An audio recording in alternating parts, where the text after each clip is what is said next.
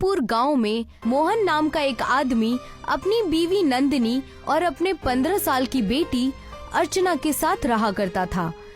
मोहन एक कारोबारी था जो मिट्टी को साफ करके उसे बेचने का काम किया करता था। मोहन अपने ही गांव के मुखिया अभिमन्यु के साथ मिलकर इस कारोबार को किया करता था और मोहन के कारोबार का हिसाब नंदिनी देखा करती थी। सुनिए जी, इस बार मुखिया जी ने पूरे 6 महीने की पेमेंट नहीं दी है। आप उन्हें पेमेंट के लिए कहते क्यों नहीं? तुम्हें क्या लगता है नंदिनी कि मैं मुखिया जी को बोलता नहीं हूँ? ऐसा एक दिन नहीं जाता है जब मैं मुखिया जी से पैसों के बारे में बात नहीं करता। लेकिन आप ही बताइए ना, ऐसा कब तक चलेगा? मुखिया जी के ऊपर हमारी अच्छी खासी रकम बकाया हो चुकी है और अब तो घर का राशन भी खत्म होने वाला है बिल्कुल। अर्चना बिटिया के स्कूल की फीस भी 4 महीने से जमा नहीं हुई है। अपनी बीवी की बात सुनकर मोहन गहरी फिक्र में डूबकर बोला, आज मैं मुखिया जी से इस बारे में जरूर बात करूंगा। इतना कहकर मोहन मुखिया की फैक्ट्री में चला गया। मोहन को देखकर मुखिया बोला, क्या बात है मोहन, आज तुम ट्रैक्टर में मिट्टी भरकर नहीं लाए? मुझे आपसे कुछ जरूरी बात करनी है मुखिया जी। हाँ हाँ बोलो। मुखिया जी, एक बार हिसाब किताब देख लेते तो ज्यादा सही रहता। आपने पिछले 6 महीने से मिट्टी की पेमेंट नहीं की है और अब मेरी जेब में फूटी कौड़ी भी नहीं बची है। यहाँ तक कि घर का राशन भी खत्म हो गया है। बेटी के स्कूल के फीस भी 4 महीनों से जमा नहीं हुई है। कम से कम मुझे आधी रकम ही दे देते। मोहन, मैंने कहा था ना तुम्हें कि बाजार थोड़ा मंद पड़ा हुआ है। जैसे ही सब कुछ ठीक होगा तुम्हारी सारी रकम तुम्हें एक साथ में दे दूंगा। लेकिन मुखिया जी, अब मेरे पास तो ट्रैक्टर में डीजल भरवाने तक के भी पैसे नहीं बचे हैं। अब उसमें मैं कुछ नहीं कर सकता। तो फिर एक ही रास्ता है, तुम अपने बीवी और अपनी बेटी को भी काम पर लगवा दो। आखिर तुम्हारी बेटी भी 15 वर्ष की हो चुकी है। इस उम्र में वैसे भी ताकत बहुत होती है। ये आप ठीक नहीं कह रहे हैं मुखिया जी, ये तो गलत बात है। आप मुझे मेरे पैसे देने की बजाय उल्टा मुझसे ये कह रहे हैं कि मैं अपने बीवी और बेटी को भी काम पर लगवा दूं। धीरे बोलो मोहन, तुम मिट्टी बेचते हो, कोई ब्रांडेड मर्सिडीज नहीं बेचते। और वैसे भी मिट्टी खरीदने के लिए तुम्हें कौन सी मेहनत करनी पड़ती है? तुम्हारे घर के पास मिट्टी का ढेर लगा हुआ है। अरे तुम्हें तो मेरा एहसान मानना चाहिए कि मैं तुम्हारी मिट्टी खरीदता हूँ। नहीं मुखिया जी, आप गलत बोल रहे हैं। सच तो ये है कि मेरी मिट्टी अब शहर में अच्छे दामों में बेच देते हैं और मुझे ना के बराबर पैसे देते हैं। और इस बार तो आपने हद ही कर दी। 6 महीने से आपने पैसे ही नहीं दिए। एक तो मैंने तुम्हारे ऊपर एहसान किया, तुम्हारी गरीबी देखकर तुम्हारी मिट्टी खरीदने तक को तैयार हो गया। तुम्हारी थोड़ी सी रकम क्या रुक गई? तुम तो मेरी बेइज्जती करने लग गए। मैं आपकी कोई बेइज्जती नहीं कर रहा मुखिया जी। मैंने तो सिर्फ आपके सामने अपनी मजबूरी बताई है कि मेरे घर का राशन पानी भी खत्म हो गया है। अब आप ही बताइए कि मैं क्या करूं? वही जो तुम इससे पहले किया करते थे। मैं आपकी बात का मतलब नहीं समझा। सीधा मतलब है मोहन, पहले तुम कोई कामकाज नहीं करते थे बल्कि बेकार घूमा करते थे। अब तुम भी गांव के बाकी और लोगों की तरह दूसरों के खेतों में काम करो और अपने परिवार का देखभाल करते रहो। मुझे तुमसे कोई मतलब नहीं है। और हाँ, दोबारा यहाँ मत आना। मैं बर्बाद हो जाऊंगा, ऐसा मत कीजिए। मुझे आप थोड़े से ही पैसे दे दीजिए ताकि मैं अपने घर का 1 महीने का राशन पानी खरीद सकूं। एक फूटी कौड़ी नहीं मिलेगी मोहन। तुम्हें जो करना है कर लो, मैं तुम्हें एक पैसा भी नहीं देने वाला। मोहन मुखिया के सामने गिड़गिड़ाता रहा। मुखिया ने मोहन को बुरा भला बोलकर और बेइज्जत करके अपनी फैक्ट्री से बाहर निकाल दिया। ये आपने ठीक नहीं किया मुखिया जी। आप अच्छी तरह से जानते हैं कि मोहन के घर के बगल में जो मिट्टी का छोटा सा पहाड़ है वो कितना कीमती है। आपने अपनी हवेली और अपनी कार मोहन की मिट्टी बेच बेच कर ही खरीदी है। मैं अच्छी तरह से जानता हूँ बल्ले। मुझे आपके साथ रहते हुए 10 साल से ज्यादा हो चुके हैं। मेरी समझ में जितना आए आप मुझे उतना समझा दीजिए। तो फिर सुनो बल्ले, सामने वाले को कभी बताना नहीं चाहिए कि उसका दिया हुआ माल कितने रुपए में बिक रहा है। अगर मैं मोहन को टाइम पर पैसे देने लगा तो एक ना एक दिन उसके दिल में लालच आ जाएगा और यही लालच उसे एक दिन शहर की तरफ खींच कर ले जाएगा।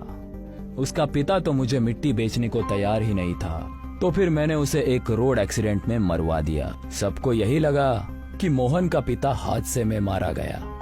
आपकी खोपड़ी का कोई जवाब नहीं मुखिया जी, लेकिन आप जबरदस्ती उसके घर के बगल में उस छोटे से पहाड़ से मिट्टी भी नहीं ले सकते, क्योंकि वो मोहन की जायदाद में आता है। चिंता मत करो बल्ले, थक हार कर मोहन आखिरकार मेरे पास ही आएगा। इधर मोहन आंखों में आंसू लिए हुए अपने घर पर पहुंच गया। उसकी आंखों में आंसू देखकर उसकी बीवी सब कुछ समझ गई। अब हम क्या करेंगे, घर में आटा भी खत्म हो गया है। अर्चना दोपहर से भूखी बैठी हुई है और लगातार खाना मांग रही है। अब मैं अपनी बिटिया को कहाँ से खाना ला कर दूं? तुम चिंता मत करो नंदिनी, मैं बगल की राशन की दुकान से कुछ राशन उधार लेकर आऊंगा। उधार तो मैं भी ला सकती हूँ, लेकिन आप ही बताइए अब आप क्या करेंगे? और आपको तो मुखिया जी ने पैसे भी नहीं दिए और आपको इसके अलावा कोई और काम आता भी तो नहीं है। हम राशन के पैसे कहाँ से चुका पाएंगे?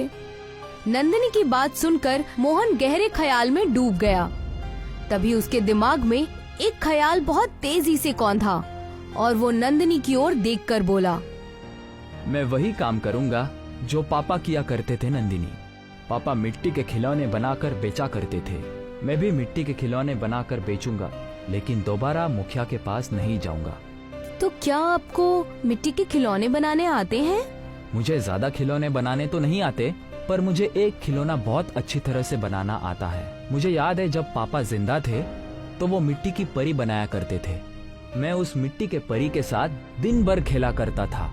पापा मुझे देखकर बहुत खुश होते थे। मैं उस मिट्टी की परी को बहुत अच्छी तरह से बना सकता हूँ। उस दिन के बाद से मोहन मिट्टी की परी के खिलौने बनाने लगा। उसकी बीवी मिट्टी के छोटे से पहाड़ से ढेर सारी मिट्टी लेकर आती थी और मोहन उस मिट्टी को उसे परी के आकार में ढाल देता था। कुछ दिनों तक मोहन की बनाई हुई मिट्टी की परी गांव में बहुत बिकी, लेकिन कुछ दिन बाद गांव के लोगों ने मोहन के मिट्टी की परी को खरीदना बंद कर दिया। लेकिन मोहन ने मिट्टी की परी को बनाना चालू रखा। एक दिन मुखिया मोहन के पास आकर उसका मजाक उड़ाते हुए बोला, मोहन, तुम्हें क्या लगता है कि तुम्हारी बनाई हुई ये मिट्टी की परी तुम्हें अमीर बना देगी? बेवकूफ इंसान, आज के बच्चे मोबाइल पर जहाँ पबजी जैसा गेम खेल रहे हैं, वहाँ तुम्हारी ये मिट्टी की परी कौन खरीदेगा? इतना बोलकर मुखिया वहाँ से चला गया और मोहन ने नाराज होकर मिट्टी की परी जमीन पर फेंक दी। मिट्टी की परी के 2 टुकड़े हो गए और मोहन अपनी बीवी से बोला, मुखिया जी सही बोल रहे हैं नंदिनी, आज का दौर मोबाइल का दौर है और मुझे मिट्टी के परी के अलावा कोई दूसरा खिलौना बनाना भी नहीं आता। आखिर मेरे मिट्टी की बनाई हुई परियां कोई कब तक खरीदेगा? सच तो ये है कि मैं कुछ नहीं कर सकता। इतना कहकर अंदर जाकर मोहन चारपाई पर लेट गया। आधी रात हो चुकी थी, मगर उसकी आंखों से नींद कोसों दूर थी कि तभी मोहन को बाहर किसी के चलने फिरने की आवाजें सुनाई दी। मोहन तुरंत अपने घर से बाहर निकल आया। उसने देखा कि उसकी मिट्टी की परी जिसे उसने तोड़ दिया था, अब वो जुड़ चुकी थी। मोहन ने तुरंत अपनी बीवी को उठा दिया। क्या हुआ जी? नंदिनी, देखो, इस मिट्टी के परी को मैंने गुस्से में तोड़ दिया था, मगर इसे किसी ने दोबारा बना दिया। आपको कोई गलतफहमी हुई होगी।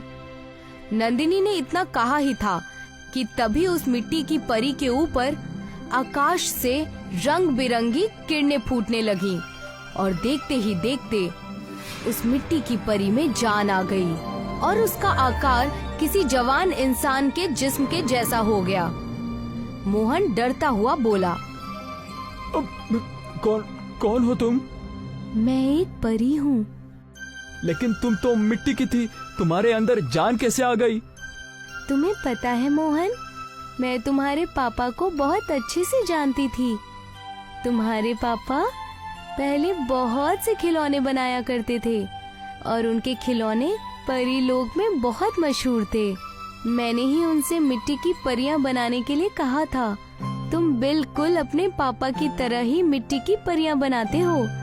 तुम्हारे घर के बगल में जो मिट्टी का छोटा सा पहाड़ है ना,